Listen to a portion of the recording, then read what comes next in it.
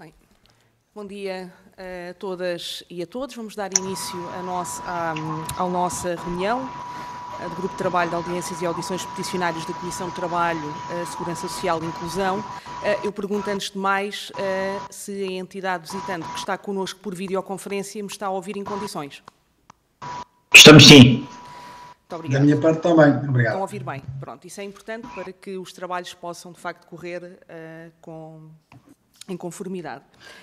Nesse sentido, hoje cabe-me fazer esta parte de coordenação, uma vez que, dando conta também aqui aos senhoras e aos senhores deputados, que a deputada Rita Madeira não pode estar presente, porque está numa outra comissão que está a decorrer exatamente a esta hora, e, portanto, pediu-me para assumir um pouco este trabalho e, portanto, peço desculpa se houver aqui alguma inconformidade.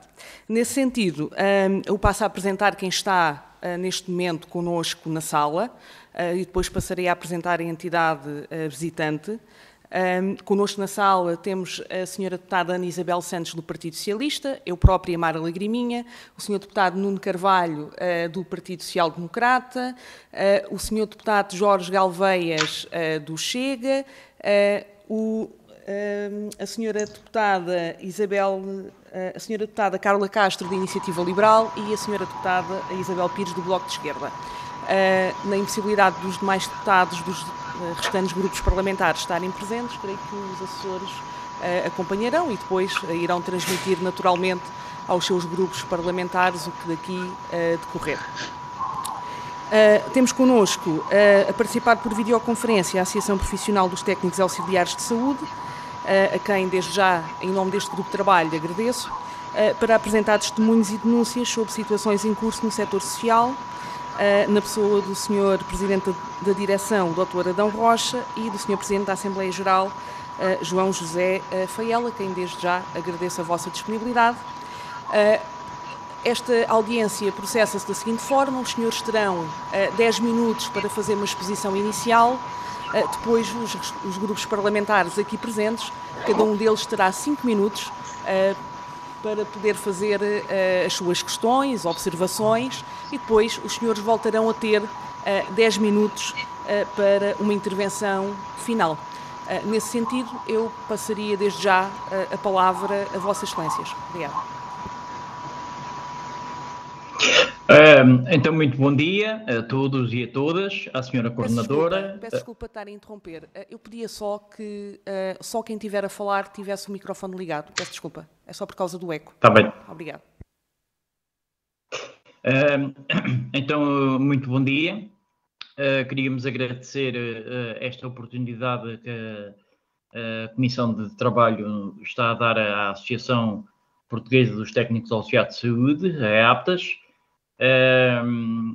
e, portanto, nesse sentido, ficamos muito gratos por nos terem dado esta oportunidade. Eu chamo-me João Fael, sou técnico auxiliar de saúde, trabalho num hospital do Serviço Nacional de Saúde.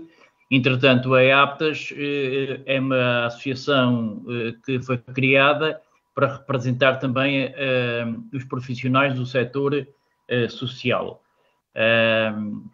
Neste caso, que são os lares, as IPSS, as Santas Casas de Misericórdia e também lares privados, e, portanto, também queremos representar estes profissionais. E, nesse sentido, vínhamos relatar situações que são bem conhecidas de todos nós e há bem pouco tempo foram bem faladas, depois esquecem um pouco. Eu vou só falar neste momento em duas situações, depois mais à frente falo noutras.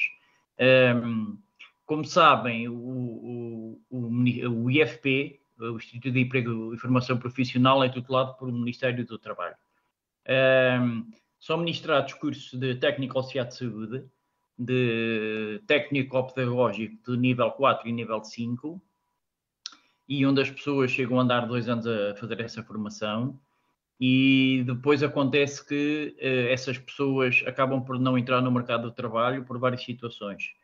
Algumas são por o trabalho que tem que se fazer nos lares, é um trabalho muito pesado, é um trabalho que requer muita carga emocional, E o que acontece é que, portanto, os lares e as EPSS e Santas Casas acabam por ir a buscar pessoas ao IFP sem qualquer tipo de formação, experiência. E também não lhes é dada quando entram para essas instituições. Ou seja, acabam por colocar as pessoas nessas instituições sem terem essas formações e essa experiência que é dada até pelo IFP, nomeadamente pelo IFP neste caso. E, portanto, são turnos muito pesados, com muitas horas de trabalho, praticam funções que não cabe a estes profissionais fazer, mas sim a equipas de enfermagem, como dar medicação, como dar alimentação por sondas nasogástricas, curar até próprias feridas, algumas já muito avançadas e com situações muito perigosas que se podem tornar, e depois em termos de infecções. E, portanto, o que acontece é que temos denúncias de colegas nossos, que já lá estão há mais anos, e que recebem aquelas pessoas que, infelizmente, é como que caem ali de paraquedas e depois costuma-se dizer seja o que Deus quiser. E, portanto, queria alertar a Comissão de Trabalho e os grupos parlamentares para esta situação. Informar que, e é notório e conhecido, que foi o grupo profissional mais infectado com o Covid-19. E por essa situação, por as pessoas não terem formação, como se veste um equipamento de proteção individual, e, portanto, isso depois quem acaba por pagar são os próprios profissionais e os que não são profissionais, acabam por entrar em burnout, não é? Perde-se o discernimento do que se está a fazer e, portanto, era esse alerta que eu queria deixar. E já agora só mais um em relação ao IFP. O IFP, quando faz as formações em técnico auxiliar de saúde, que abrange as pessoas ficam capacitadas para trabalhar no setor dos cuidados, em geral, e na saúde, que é o que fazem também os lares, não é? Acontece que eles não fazem um teste psicotécnico e vocacional antes de meter essas pessoas a fazerem formação. Elas dizem-nos que são obrigadas a irem para lá, porque o IFP, senão corta-lhes os subsídios ou corta-lhes os usufrutos que estão a ter do IFP. E isso é muito mau. Só em Portugal, nós falamos com colegas que trabalham no resto dos países da Europa, e só falamos da Europa, não entra ninguém para as formações sem fazer um teste vocacional e um teste psicotécnico. Eu dei formação no IFP, sou formador, e uma das vezes que dei, tive uma turma de 25 pessoas, e a primeira pergunta que se costuma fazer é porque é que estavam naquela área, naquela formação, e, para meu espanto, 24 disseram que estavam porque eram obrigados. E só houve uma senhora, por acaso foi uma senhora, que disse que não, que estava naquela área porque gostava daquela área. Quer dizer, não se percebe muito bem que se gastem milhões e milhões de euros oriundos da União Europeia e de fundos nacionais e depois são deitados ao lixo porque as pessoas não vão para essa área, elas estão lá porque são obrigadas. Além do mais, estas pessoas que trabalham nessas instituições ganham o salário mínimo nacional, fazem 14, 16, 20 horas, são abandonadas, ficam sem enfermagem, a enfermagem pouco se vê, eu tenho conhecimento porque tive o meu pai num lar de 12 anos, eu nunca consegui falar com um enfermeiro, muito menos com um médico, e qualquer situação que aconteça mais alarmante, acabam por ir para o hospital, não é? Enchendo as camas dos hospitais de pessoas que depois precisariam de ir para o hospital com situações agudas e apenas às vezes por causa de um mero oxigênio vão para o hospital e acabam por estar ali. Elas já levam infecções, as chamadas infecções MRSA, e depois acabam por proliferar as infecções nos hospitais. Da minha parte ficava por aqui e deixava este alerta. Muito obrigada pela vossa intervenção inicial e pelos esclarecimentos que aqui nos deixaram. Passaria agora então aos vários grupos parlamentares, a começar pelo grupo parlamentar do Partido Socialista. Passaria a palavra à senhora deputada Ana Isabel Santos. Muito obrigada, senhora Presidente.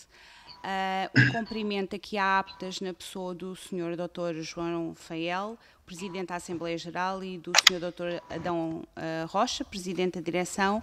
Quero agradecer os contributos que aqui nos trazem, as preocupações que aqui nos trouxeram, que realmente são essenciais para que o deputado também possa aqui desenvolver a sua atividade. Por isso são muito importantes estas audiências também para nos informarem, e daí o meu agradecimento. Os técnicos auxiliares de saúde têm um papel preponderante na prestação de cuidados de saúde, promovem a higiene e segurança no trabalho e previnem comportamentos de risco. São profissionais multifacetados que intervêm em várias tarefas nos cuidados de saúde, e gostava aqui também de evidenciar duas áreas que entendo serem muito importantes e que têm a ver com a diminuição dos riscos da infecção cruzada e com os cuidados de proximidade. São profissionais de proximidade com os utentes e que muitas das vezes o rosto que os utentes mais veem, quer quando entram no hospital, quer quando entram também nos cuidados de serviço, que são os cuidados sociais que nos vieram aqui hoje falar. Devemos valorizar a competência técnica que potencia o contributo específico destes profissionais de saúde, quer no contexto organizacional e também nas equipas multiprofissionais do qual devem integrar e fazem parte, e têm aqui um grande contributo. Aqui da documentação que nos enviaram e também daquilo que agora aqui nos apresentaram, referem que são colocadas pessoas a trabalhar nestas áreas e locais com idosos que não têm qualquer experiência, formação, qualificação e certificação. Deduzo que a formação que aqui é dada pelo EFP, vocês consideram que é importante e que é a formação que devem ser ministrada. Além desta, que competências e formação entendem que deve ser necessária para o exercício destas competências, e estas situações que aqui nos relatam já foram denunciadas aos órgãos devidos, como os núcleos de resposta sociais, em que as denúncias podem ser anónimas ou identificadas, e também a identificação destas más práticas das instituições. De resto, quero agradecer mais uma vez aqui as preocupações que nos trouxeram e que, de alguma forma, cada deputado vai também trabalhá-las e vai fazer, e eu, da minha parte, aqui do Partido Socialista, vou fazer chegar às entidades devidas. Muito obrigada pela vossa apresentação aqui.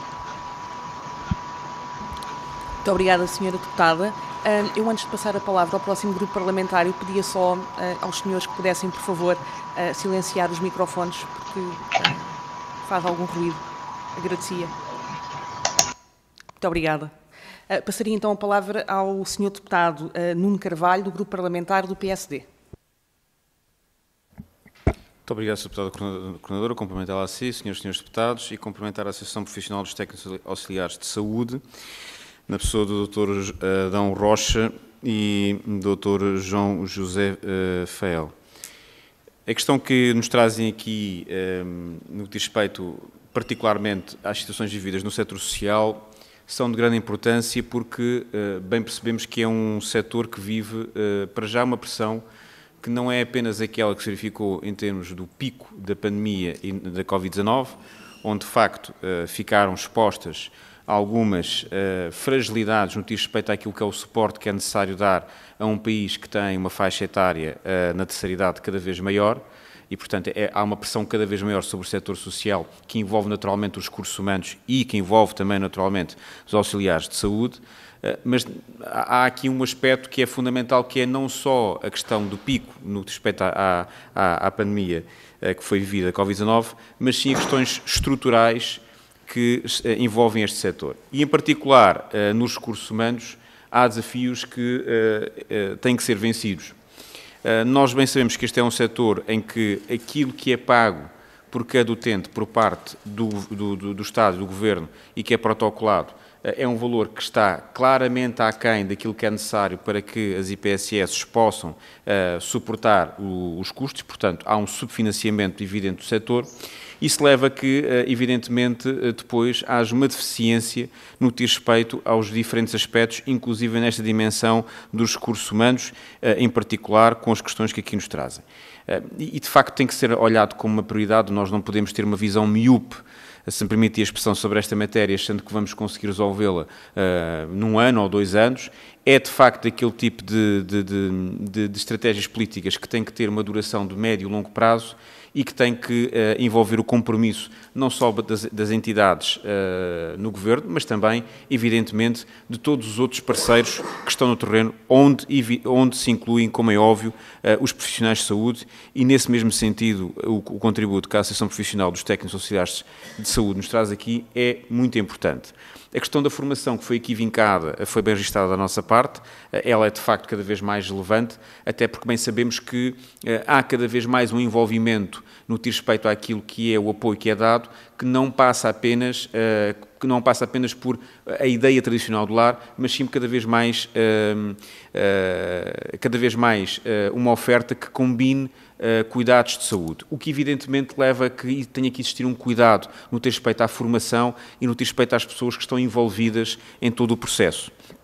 Por isso, registámos bem essa matéria que aqui foi colocada e também, como é óbvio, a outra que diz respeito aos meios materiais, que são fundamentais para que o desempenho dessas funções seja feita de uma forma correta e adequada, e isto entronca, como é evidente, naquilo que é também o adequado financiamento desta área, porque, enfim, quer seja pública ou privada, estamos sempre a falar, na sua esmagadora maioria dos casos, de entidades privadas que atuam em nome do Estado, por assim dizer, protocolando com este serviço público, que é fundamental, onde os senhores desempenham um papel que naturalmente aqui nós reconhecemos e aproveitamos até para dar o nosso agradecimento por tudo aquilo que têm conseguido concretizar até agora, porque estão de facto a fazer um papel que é fundamental para aquilo que são as famílias que não conseguem, que têm cada vez mais dificuldades em conseguir ter o cuidado com o apoio à terceira idade, com os seus familiares. Sobre as questões que aqui gostaríamos de deixar colocadas, das diferentes matérias que aqui nos colocam, em primeiro lugar seria tentar, efetivamente, perceber, nesta questão que mencionaram com o IFP, se existe algum tipo de indicação, orientação que acham que deva ser seguida em termos das ações de formação que devem ser feitas, ou seja, se perceber se de facto estão mesmo aqui a falar de criar como requisito para o desempenho desta função técnico-auxiliar que exista mesmo esta formação e, portanto, aqui um patamar de acesso à profissão, tentar perceber se de facto o ponto é mesmo esse, ou seja, que é exigível para que haja acesso à profissão, ou se recomendam de facto que isso seja feito e que haja esta proatividade e essa parceria com o IFP, porque são duas questões bastante diferentes. Esse aspecto seria importante aqui procurar compreender e, em segundo lugar, também poder-nos dar aqui alguma visão sobre aquilo que, sobre esta dimensão que trouxemos aqui para cima da mesa, por assim dizer, no que diz respeito àquilo que é o financiamento do setor, se têm a mesma noção que nós, que de facto é um setor que está a viver condições de subfinanciamento significativas, porque não só a pressão aumenta por via daquilo que é, para terminar, Sr. Deputada Coordenadora, por aquilo que é o envelhecimento do nosso país, mas também, naturalmente, a pressão aumenta porque o financiamento que chega não é claramente suficiente, e perguntar se partilham com destas nossas preocupações. Muito obrigado. Muito obrigada, Sr. Deputado. Passaria agora ao Grupo Parlamentar do Chega, o Sr. Deputado Jorge Galveias. Muito obrigado, Sra. Deputada Coordenadora, Senhoras e Senhores Deputados, e começo por agradecer esta reunião à Associação Profissional dos Técnicos Auxiliares de Saúde, nas pessoas do Dr. Adão Rocha e Sr. João José Faiel. O Chega reconhece que os técnicos auxiliares de saúde desempenham um papel vital no campo da saúde, oferecendo suporte essencial e contribuindo para o bem-estar dos pacientes. Desta forma, constituem um corpo profissional fundamental para a prestação de serviços de saúde em hospitais, clínicas, lares de idosos, centros de reabilitação, designadamente para garantirem um atendimento eficiente e de qualidade aos pacientes. Neste âmbito, uma das suas principais atribuições é de auxiliar os enfermeiros e médicos no cuidado prestado aos pacientes desempenhando tarefas essenciais, como auxiliar na higiene pessoal dos pacientes, na alimentação, na administração de medicamentos sob supervisão, na medição de sinais vitais, no auxílio ao posicionamento adequado dos pacientes e na prestação do conforto emocional. Estas tarefas são essenciais para manter o conforto e a dignidade dos pacientes, além de potenciarem a sua recuperação de uma forma mais célere. Além disso, os técnicos auxiliares de saúde desempenham um papel crucial na limpeza e segurança dos espaços de trabalho, sendo responsáveis pela limpeza e desinfecção dos equipamentos médicos, pela organização e reposição dos suprimentos e pela garantia de que as instalações ficam livres de riscos de infecção. Desta forma, o seu trabalho contribui decisivamente para a prevenção de infecções hospitalares e para a promoção de um ambiente seguro para os pacientes e para os profissionais de saúde. Ou seja, o Chega reconhece que os técnicos auxiliares de saúde desempenham um papel essencial nas equipas de saúde, contribuindo para o cuidado e bem-estar dos pacientes, pelo que a especificidade da sua carreira deve ser reconhecida e plasmada na regulamentação da carreira própria que ambicionam. E as questões que vos deixo são as seguintes. No final de 2022, o Ministro da Saúde referiu que a negociação para a criação da carreira própria dos técnicos auxiliares de saúde iria ter início, mas que não ficaria concluída até ao final do ano. Pergunta-se se as negociações estão paradas ou se prosseguiram e em que patamar se encontram. Em segundo lugar, pergunto quais os pontos críticos que estão em discussão. E, por fim, o que podemos fazer para ultrapassar os obstáculos existentes. Muito obrigado. Muito obrigada, Sr. Deputado Jorge Galveias. Passaria a seguir ao Grupo Parlamentar da Iniciativa Liberal, a Sra. Deputada Carla Castro. Muito obrigada, Sra. Deputada. Cumprimento todos os deputados e cumprimento em especial a Associação Profissional dos Técnicos Auxiliares de Saúde, na pessoa do Dr. Adão Rocha e a João Fael, e agradeço a exposição aqui colocada.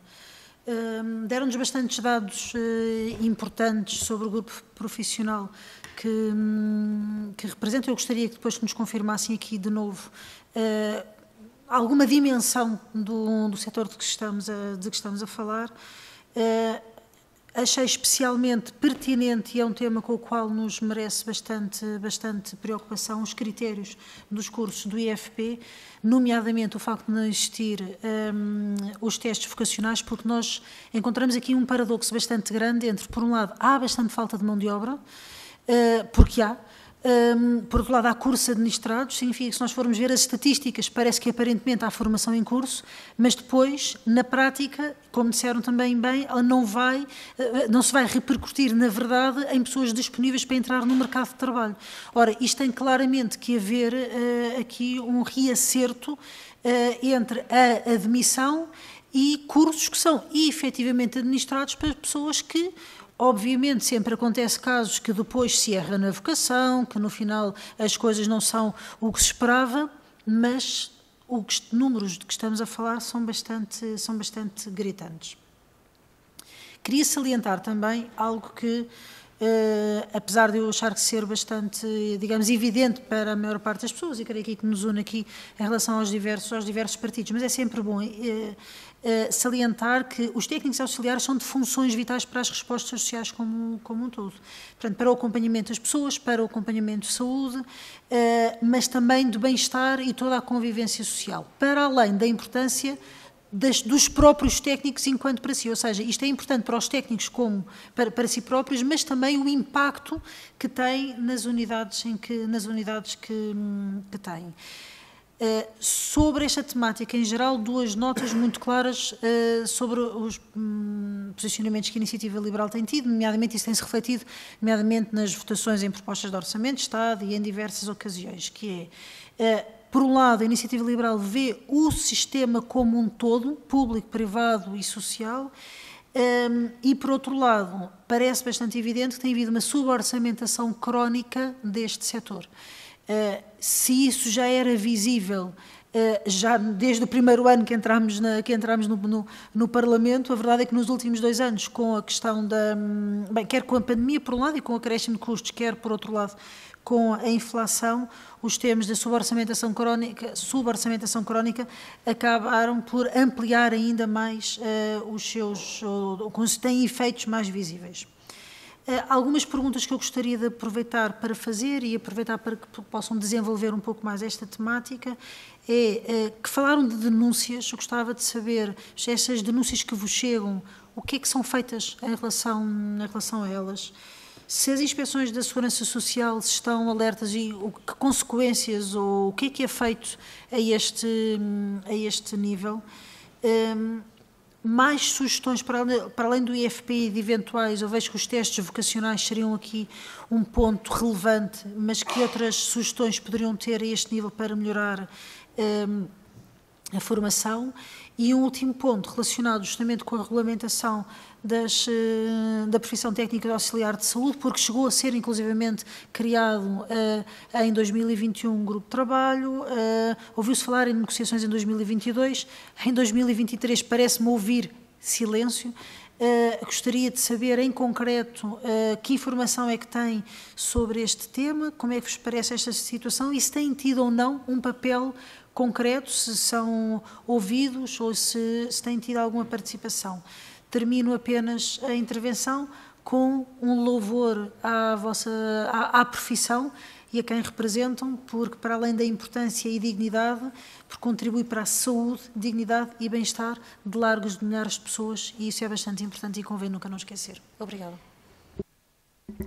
Muito obrigada, Sra. Deputada. Passaria agora, para finalizar as intervenções dos grupos parlamentares, ao Grupo Parlamentar do Bloco de Esquerda, à Sra. Deputada Isabel Pires. Obrigada, Sra. Deputada. Cumprimentar todos e todas e, em especial, a APTAS, aqui representada pelo Dr. Adão Rocha, João Fael, e agradecer, enfim, as denúncias que aqui colocaram, que, infelizmente, ninguém nesta sala poderá dizer que são uma novidade, porque não só a própria APTAS tem vindo ao longo dos anos a dialogar com a Assembleia da República, mas porque, enfim, infelizmente, temos tido muito conhecimento, nomeadamente no que toca ao setor social, de vários problemas, várias questões que vão sendo sistematicamente colocadas em público e que nos levam para um debate e que nos têm trazido a um debate aqui também na Assembleia da República, que, enfim, tem tardado a colocar soluções relativamente a muitos dos problemas que foram aqui identificados, a questão da formação, a questão depois da forma como, apesar de existir formação, muitas instituições depois acabam por ir buscar profissionais que não têm essa formação e isso dificulta depois também o problema. Isto depois tem que ver necessariamente com a desvalorização grande que existe destas profissões e destas carreiras, salários baixos, turnos muito pesados, horários de trabalho muito elevados, em condições, por vezes, até do ponto de vista de segurança da própria saúde, com algumas consequências e, portanto, existe aqui um conjunto de fatores que são conhecidos de todos e de todas, nomeadamente o Ministério do IFP e da Segurança Social, mas que não tem havido concretamente uma vontade de haver uma resposta e uma solução cabal a estas questões. Nomeadamente, uma das primeiras matérias por onde eventualmente o Governo poderia aqui colocar alguma solução teria que ver com a questão da carreira, a questão da valorização destes profissionais e, por outro lado, uma outra intervenção que poderia ter através da própria Segurança Social, que teria que ver com a necessidade de critérios relativamente à formação e de quem se contrata para estar nas instituições. E, portanto, acompanhando as dificuldades e aquilo que colocaram aqui, a pergunta que eu faria para algum desenvolvimento é, do ponto de vista da APTAS, quais é que são efetivamente as soluções que são necessárias neste momento para responder aos problemas que bem aqui identificaram e que implicam com o funcionamento destas instituições, no setor social particularmente, mas que afetam também os profissionais que todos os dias, apesar das várias dificuldades e a pandemia deixou muito claras quais é que são essas dificuldades e também quais é que são as soluções que preconizam para os profissionais desta área. Obrigada. Muito obrigada, Sra. Deputada. Passaria agora a palavra ao Dr. Adão Rocha e ao Dr. João Fael, representantes da Associação Profissional dos Técnicos Auxiliares de Saúde, para que possam naturalmente responder às questões que as senhoras e os senhores deputados aqui deixaram e, para esse efeito, têm 10 minutos. Muito obrigada. Ora, muito bom dia ou boa tarde, dependendo da hora. Eu não vou agradecer a oportunidade porque o João já o fez e vou tentar também ser o mais célere possível, respondendo a todas estas perguntas que nos fizeram. Eu voltava um bocadinho atrás e só para evidenciar toda esta problemática que o João já inicialmente falou. Eu, além de ser técnico da saúde, também sou formado em gerontologia social.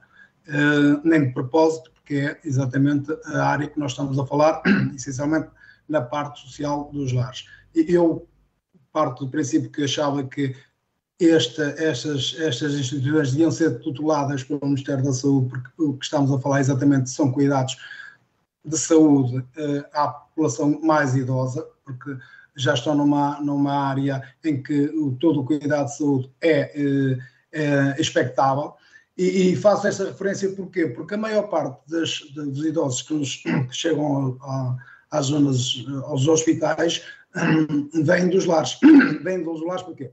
Porque têm situações de patologias agravadas pelo mau manuseamento e pela, eventualmente, desconhecimento dos funcionários de como fazer e de como atuar em determinadas situações, e depois acontece exatamente aquilo que nos espera, que era pessoas que até podiam ser tratadas e cuidadas nas instituições lares e são, passa a expressão, atiradas para os hospitais e que vão depois ocupar 3, 4, 5 e às vezes um ano o camas hospitalares e que podiam ser evitados. Estávamos aqui a falar já numa questão de recursos financeiros que podiam ser poupados. Dentro desta temática, o que nós preconizamos como associação e partindo do princípio, como o João falou, a questão do requisito, a verdade é que nos enfermeiros, nas faculdades também não existe requisito vocacional, pelo menos que eu sei. E especificar, digamos, o requisito vocacional para a entrada destes profissionais nas áreas da formação dos técnicos da saúde, poderíamos também estar a condicionar uma abrangente população que poderia eventualmente trabalhar nesta área, que de si é bastante importante e cada vez vamos tendo menos profissionais a trabalhar e a querer trabalhar nesta área tão exigente. Eu iria mais à frente, iria dizer que alguns módulos que estes cursos têm de técnicos da saúde, que são às vezes repetitivos, fossem retirados e sim introduzir módulos de saber ser e o saber fazer e o saber estar nesta área de suma importância, que é cuidados, a prestação de cuidados às pessoas, neste caso na área social e nos lares. Respondendo à pergunta das negociações, por exemplo, nós não somos sindicato, por isso fomos arredados das negociações com o Ministério, não temos conhecimento de como está. Aliás, e como costuma dizer o meu colega João Fael, em síntese, digamos, da brincadeira, se calhar também temos que pôr lá o SIS, porque aquilo está tão de forma fechada no que sai cá para fora, que parece-me que existe ali algum segredo de Estado que não se possa saber. O requisito do curso o requisito para ser, como diz o Bloco de Esquerda, fez a pergunta se eu estou em erro, qual seria o requisito para entrar nestes cursos? Como eu já referi, o requisito realmente poderia haver estes testes vocacionais, mas, como eu já disse, podíamos também estar a condicionar um pouco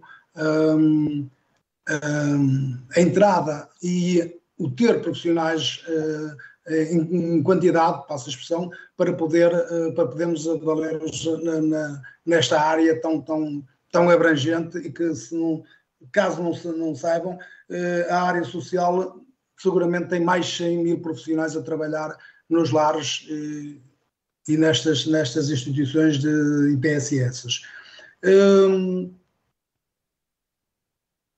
A falta de financiamento, como também foi aqui referido, sim, nós temos a noção que existe realmente uma falta de financiamento nesta área, mas também, se formos a ver, não é só nesta área, existe falta de financiamento na área da saúde também, ou supostamente devia existir mais financiamento, essencialmente, exatamente, em ter ordenados compatíveis para a exigência que a profissão assim o dita.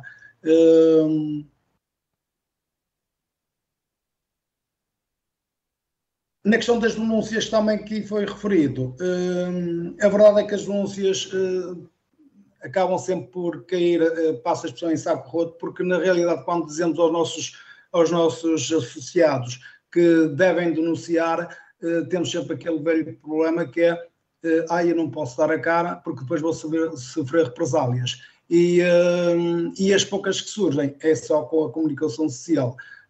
Eu, inclusive, tive uma situação de uma associada que tinha um problema, que tinha o casal que trabalhava no EPSS e tinham 2 filhos pequenos queriam ter pelo menos a mãe ter um horário mais flexível para poder cuidar dos filhos, porque eram filhos de 3 e 4 anos, e nós sabemos que a lei assim promove essa necessidade. A verdade é que eu, 2 cartas que enviei para a instituição, esbarraram sempre na questão de que as pessoas quando vieram trabalhar para aqui já sabiam o que é que estavam à espera. A resposta totalmente descabida para a situação que se vive com um casal que trabalha dos 2 na mesma instituição, em trabalham por turnos. A senhora tinha que levantar os filhos às 6 da manhã para irem com ela, para depois o pai as trazer de volta para levar para a escola. É completamente incompreensível numa sociedade que se diz de primeiro mundo ter respostas deste nível. Até à 3ª carta que enviei para a instituição, dizer que se mantivessem a sua postura teríamos que avançar para as sessões dos tribunais. Então é que acederam sim a conversar com o casal e tentarem chegar a um acordo. Não devia ser necessário sequer isso. Só para verem a noção quem é que temos às vezes a gerir estas instituições.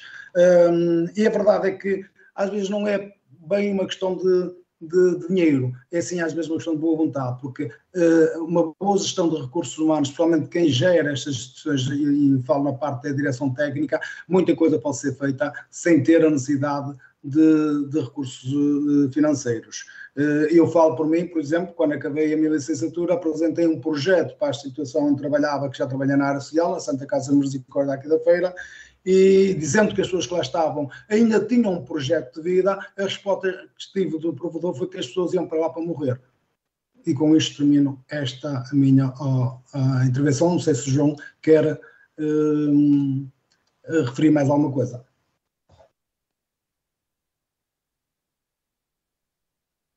Não sei se ainda tem tempo. Sim, ainda tem praticamente 3 minutos. Ok, prontos. O Dr. Adão Rocha acabou por responder, penso eu, às perguntas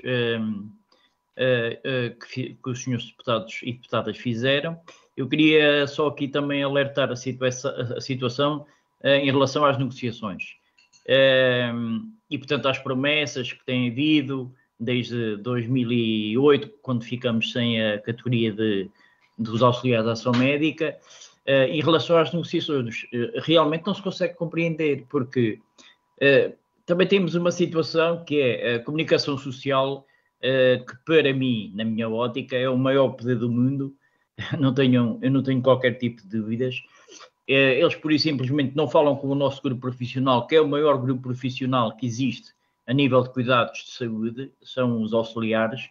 Somos à volta de 150 mil, portanto, contando com as instituições de IPSS e lares e depois os hospitais públicos e privados.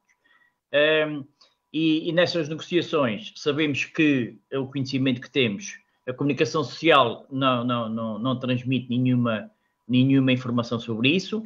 Vemos a comunicação social a falar da greve das negociações dos médicos, das negociações dos enfermeiros, das negociações dos administradores hospitalares, nas negociações dos oficiais de justiça, etc.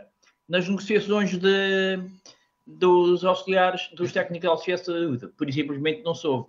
As estruturas que estão, nós não vamos a mal não termos sido incluídos nas negociações. Nós próprios enviamos o nosso contributo para o Ministério da Saúde. Aliás, com a equipa anterior ministerial, tínhamos muito mais comunicação e diálogo, o que não temos com esta, por isso simplesmente nem respondem aos nossos ofícios institucionais. E, portanto, o que acontece é assim, eu no outro dia soube que um dos sindicatos que são 3 sindicatos que estão, até por uma falta de respeito, mas isso é uma situação que pode ficar análoga a essa coisa, mas é só para saberem, um dos sindicatos diz que as negociações estão a correr muito bem, o outro não estão a correr nada bem e, portanto, vão marcar uma greve para dia 19. E o outro não soube nada. Portanto, tem um da UGT, um da CGTP e um que se diz independente. Esse que se diz independente acaba por não dizer nada aos seus sócios, o que eu acho uma falta de respeito e educação. Eu, se fosse sócio desse sindicato, simplesmente já tinha saído, mas diz que há matéria classificada que não se pode falar. Bem, agora, quando pega a moda em Portugal de qualquer situação, tudo é classificado, não é? E não pode ser, não é classificado nada. Né? As negociações têm que ser transparentes, têm que ser verdadeiras, não pode haver segredos nessas situações. Está tudo feito, o trabalho foi todo feito, como foi referenciado aí pela doutora deputada Carla Castro, foi todo feito, está todo feito, não sei o que é que andam lá a fazer no Ministério, sinceramente. Pronto, era só para acrescentar mais essa situação e agradecer uma vez mais a vossa disponibilidade, amabilidade e atenção que deram a aptas e vamos ver se conseguimos chegar a bom porto, como se costuma dizer. Um resto de ótimo dia para vocês e bom trabalho. Se for possível, só queria fazer uma leve referência, porque a Sra. Deputada do Bloco de Esquerda disse o que é que se podia fazer para mudar este panorama, principalmente na área social. Mudar o panorama é exatamente isso, era as instituições tinham que ter o requisito de contratar pessoas com curso de taxa, ou com curso equivalente que lhes desse garantias que a pessoa tinha conhecimentos formativos para poderem trabalhar nesta área. O que não acontece, como já sabemos, que as pessoas que acabam por ficarem desempregadas em fábricas de sapatos, fábricas de cortiça, onde vão, principalmente para pessoas a partir dos 40 anos, que já se está velho para uma coisa e novo para outra, é onde conseguem encontrar ainda um posto de trabalho. É na área social, na área dos cuidados. E depois acontece que as pessoas estão a lidar exatamente com sapatos ou com máquinas e não estão a lidar com pessoas, com seres humanos. Tá? Muito obrigado. Muito obrigada. Permitam-me uma vez mais agradecer, em nome da Comissão de Trabalho, Segurança Social e Inclusão, a vossa participação nesta reunião e agradecer também, naturalmente, às senhoras e aos senhores deputados que aqui estiveram e que também contribuíram para esta discussão, que é muito importante para esta área de trabalho, que também versa sobre aquilo que são as áreas de trabalho também desta Comissão. Muito obrigada.